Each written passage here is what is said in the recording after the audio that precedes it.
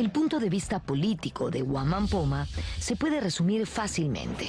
Se opone al gobierno directo de los europeos sobre los andinos y busca, en cierto sentido, una forma de autonomía.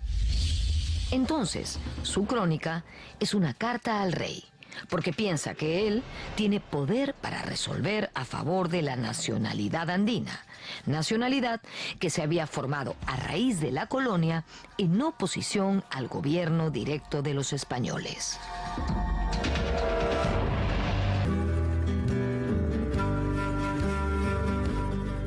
Guamán Poma trabajó como escribano de indios, redactando los textos legales que los andinos presentaban ante las autoridades españolas.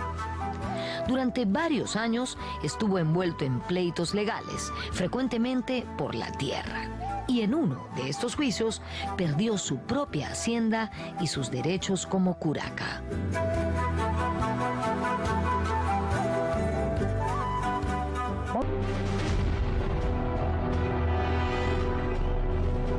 En medio de la pobreza y la desgracia, Guamán Poma comenzó la redacción de su crónica. Esta crónica tiene 3 partes. La primera contiene una historia legendaria del Perú antiguo, desde la creación bíblica hasta el reinado de Huayna Cápac.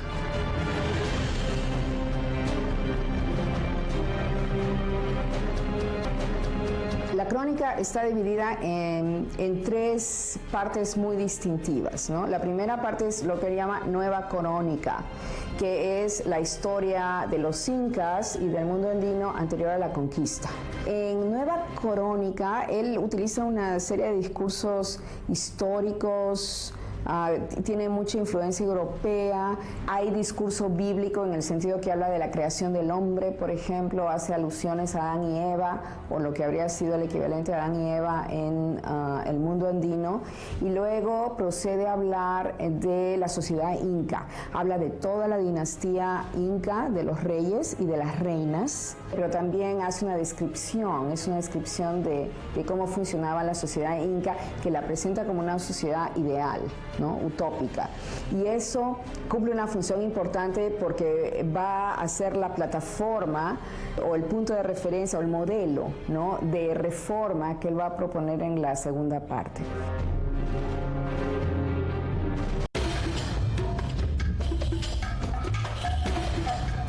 La segunda parte es un capítulo denominado Conquista, que comienza con la llegada de los españoles y termina con el fin de las guerras civiles entre los europeos.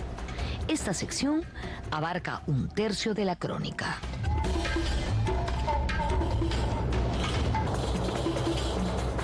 El resto de la crónica se denomina, irónicamente, Buen Gobierno, y es una descripción sincrónica y minuciosa de la vida social en el Virreinato del Perú.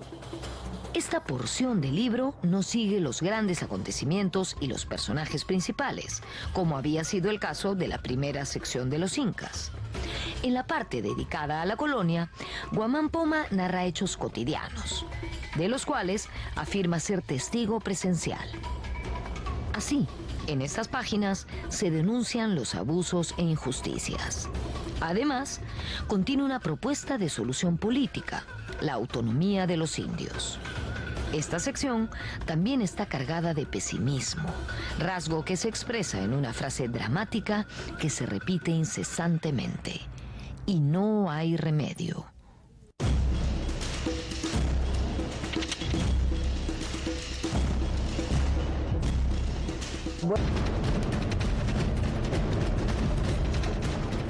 Al finalizar su voluminosa crónica, Guamán Poma se dirigió a Lima con el fin de entregarla en el Palacio del Virrey, para que de allí se la hicieran llegar al mismo rey de España.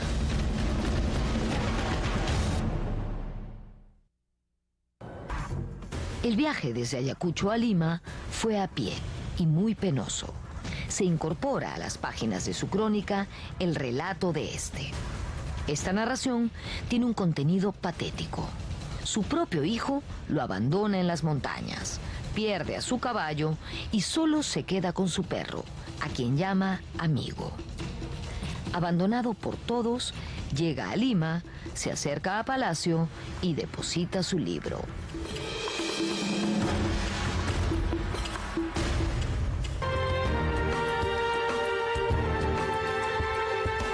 También se conoce una breve carta que le dirige al rey y que parece iba a ir acompañando la crónica. En esta carta, Guamán Poma le presenta la crónica al rey, lo urge a darle a su libro la importancia que tiene y le cuenta que tiene una copia.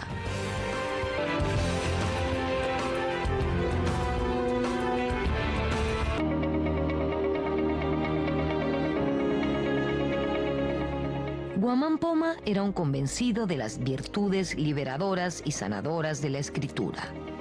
Él pensaba que si su crónica se publicaba, habría una transformación positiva en los Andes.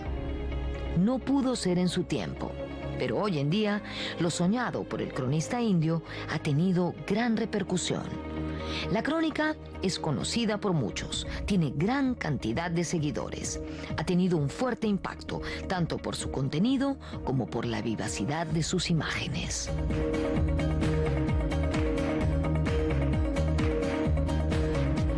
La grandeza de la obra de Guamán Poma radica justamente en describir la vida cotidiana, la vida rutinaria, los problemas de... No tenemos ningún otro documento que nos documente, que nos haga ver con viveza, además con ilustraciones, con muchos detalles, porque Guamán Poma, a pesar de ser bastante simple en el trazo, es muy descriptivo, tiene miles de pequeños y grandes detalles de la vida de esa época a través de sus ilustraciones. Las ilustraciones no son solo una ilustración del texto, sino también integran plenamente el texto.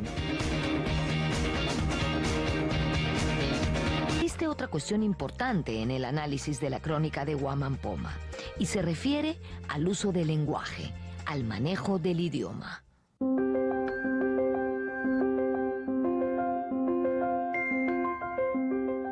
¿Cómo llegó hasta nosotros la obra Nueva Crónica y Buen Gobierno de don Felipe Guamán Poma de Ayala? Este cuento es bien curioso, en realidad. Se sabe que él dejó su obra en el Palacio de los Virreyes, pero luego se le perdió el rastro, el documento desapareció por siglos, hasta que en 1908 apareció, es que no se van a imaginar dónde, en la Biblioteca Real de Copenhague, Dinamarca.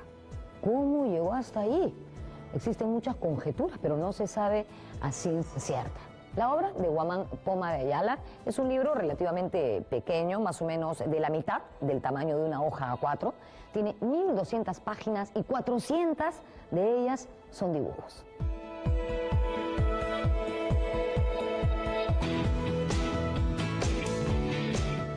No es el único misterio por resolver, porque en realidad toda la vida de Guamán Poma es poco conocida.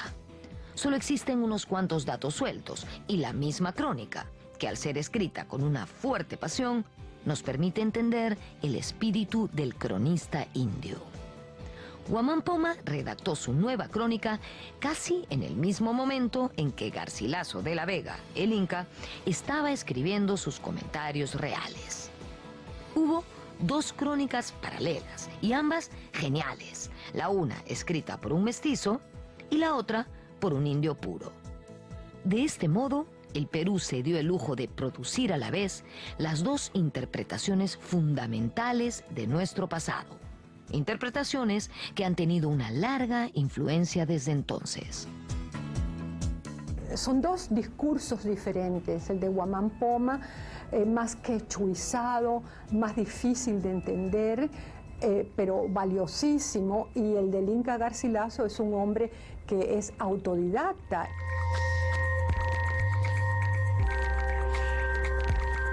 Hemos siempre hablado acerca del mestizaje del Perú. Definitivamente, Guamán Poma estaba convencido de que si su crónica llegaba al rey y se publicaba, eso podría significar la salvación de los indios del mundo andino. Resulta curioso que Guamán Poma escribiese su crónica mientras Garcilaso de la Vega escribía los comentarios reales. Así tenemos dos visiones, ¿no? La de un indio puro, Guamán Poma, y la de un mestizo, el Inca Garcilaso. En todo caso, son dos interpretaciones fundamentales de nuestro pasado y que todos debemos conocer. Nos vemos en la próxima.